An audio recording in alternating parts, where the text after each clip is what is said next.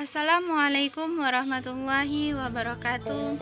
Kali ini kita akan membahas mengenai kekhalifahan Bani Umayyah. Namun sebelumnya mari kita panjatkan puji syukur kehadirat Tuhan Yang Maha Esa karena nikmat sehat dan sempat kita dapat mengikuti perkuliahan kali ini. Oke, kita masuk pada pembahasan pertama, yaitu sejarah Bani Umayyah. Dinasti Bani Umayyah merupakan kekhalifahan Islam pertama setelah masa Khulafaur Rasyidin, yaitu tepatnya pada tahun 661 sampai 750 Masehi di Jazirah Arab dan beribu kota di Damaskus. Sedangkan pada tahun 756 sampai 1031 Masehi berada di Cordova, Spanyol sebagai kekhalifahan Cordova. Nama dinasti ini dirujuk kepada Umayyah bin Abdul Asyams, kakek buyut dari Muawiyah bin Sofyan. Masa pemerintahan Bani Umayyah berjalan selama 90 tahun. Sistem kemiliteran masa dinasti Umayyah. Sejak masa pemerintahan Muawiyah bin Abu Sofyan, usaha untuk menaklukkan Konstantinopel, pusat pemerintahan kerajaan Romawi, terus dilakukan. Kekuatan militer dinasti Umayyah semakin hebat ketika Al-Walid bin Abdul Malik berkuasa. Dinasti Umayyah semula hanya memiliki dua strategi dan informasi kekuatan perang, yaitu kekuatan belakang dan kekuatan depan. Dinasti Umayyah juga memiliki pasukan pengintai atau tahlilah yang ternyata cukup efektif untuk mengintai kekuatan musuh. Salah satu panglima yang dikirim untuk memata-matai pasukan dan kekuatan musuh adalah Thaif bin Malik. Kemajuan kekuatan militer pada masa ini juga ditandai dengan terbentuknya Angkatan Laut Islam oleh Muawiyah. Dilihat dari situasi sosial zaman Bani Umayyah, terdapat 4 kelompok masyarakat, yakni Arab Muslim, Mawali, non-Muslim, dan kelompok budak.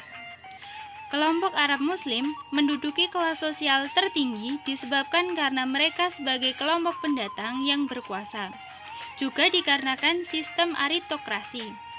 Namun pada prinsipnya mereka semua mendapat perlindungan hak-hak secara penuh sehingga mereka dapat hidup dengan tenang dan damai. Perbedaan yang menonjol adalah dalam hal beban kewajiban pajak. Hampir dikatakan tidak ada perselisihan antar agama. Yang muncul adalah perselisihan antar suku, khususnya antara kelompok Arab Mudariyah dengan kelompok Arab Himyariyah. Kelas sosial terbawah diduduki oleh kelompok budak. Ajaran Islam yang disebarkan oleh Nabi Muhammad SAW mengajarkan kita untuk memerdekakan para budak. Melihat sistem pendidikan pada masa Bani Umayyah, secara esensial, pendidikan Islam pada masa dinasti Umayyah kurang begitu diperhatikan, sehingga sistem pendidikan berjalan secara alamiah.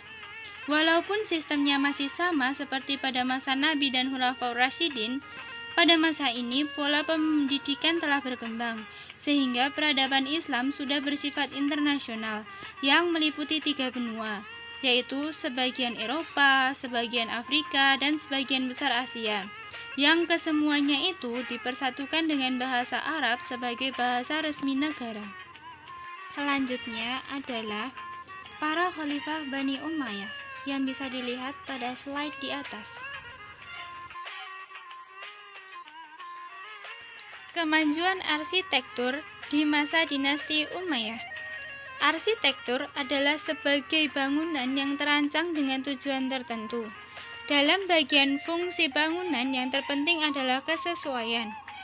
Menurut Eko Budiharjo, dengan hanya melihat arsitektur sebagai karya profesional, padahal seharusnya dilihat secara 3 praktis.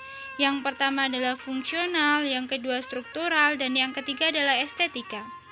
Tidak susah menemukan seorang tukang kayu yang pandai membuat bangunan yang dapat dinyatakan sebagai hasil karya yang bernilai arsitektur, sehingga dapat dikemukakan pengertian arsitektur dan seni Islam sebagai hasil bentukan dari budaya Muslim yang universal. Pada masa dinasti Umayyah memiliki 7 bangunan utama, yakni Kubah al-Shahrah atau kubah batu, Istana Musyatta, Hushhoir Amroh, Istana Kibrat al-Mafjar, Istana Hasyr al-Khair al-Syarqi, Istana Hasyr al-Khair al-Gharbi, dan Masjid Umayyah. Namun, perkembangan selanjutnya, seni dan arsitektur mendapat perhatian di kalangan masyarakat. Seni rupa berkembang pada seni ukir dan seni pahat. Seni ukir mulai menggunakan kerat Arab sebagai ukiran motif atau pahatan. Banyak ayat Al-Quran, hadis Nabi, dan syair yang dipahat dan diukir pada tembok dinding bangunan masjid, istana, dan gedung pemerintahan. Jejak seni ukir masih bisa didapatkan pada dinding Husair Amro atau Istana Mughil Amro. Istana musim panas yang terletak di sebelah timur Laut Mati. Istana tersebut dibangun oleh Khalifah Walid bin Abdul Malik. Ekspansi wilayah pada masa Bani Umayyah. Pada masa pemerintahan Khalifah pertama atau Muawiyah bin Abu Sofyan, perluasan wilayah dilakukan ke timur dengan menaklukkan Tunisia, Khurasan sampai Sungai Oghuz, dan Afghanistan sampai ke Kabul. Ini dilanjutkan pada masa Khalifah Abdul Malik bin Marwan dengan mengirim pasukan menyeberangi Sungai Oghuz dan menaklukkan Balkanabad, Bukhara, Khwarizmi, Fergana, Samarkand sampai ke India. Dengan menguasai Balukistan, Sind, serta wilayah Punjab sampai ke Multan. Kesimpulannya, wilayah kekuasaan Bani Umayyah dalam ekspansinya dari timur ke barat adalah Kirgistan, Uzbekistan, Turkmenistan, Pakistan, Afghanistan, Persia, Asia Kecil, dan Irak di timur, serta Afrika Utara dan Spanyol di barat.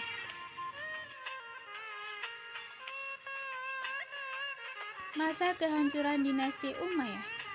Dinasti Umayyah mengalami kemunduran.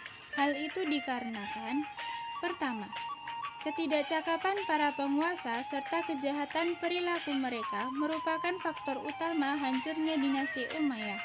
Yang kedua, egoisme para pejabat pemerintah dan terjadinya sejumlah pembelotan militer. Yang ketiga, persaingan antar suku. Yang keempat, tidak adanya mekanisme dan aturan baku mengenai sistem kepemimpinan. Yang kelima, perilaku tidak adil terhadap masyarakat non-Arab.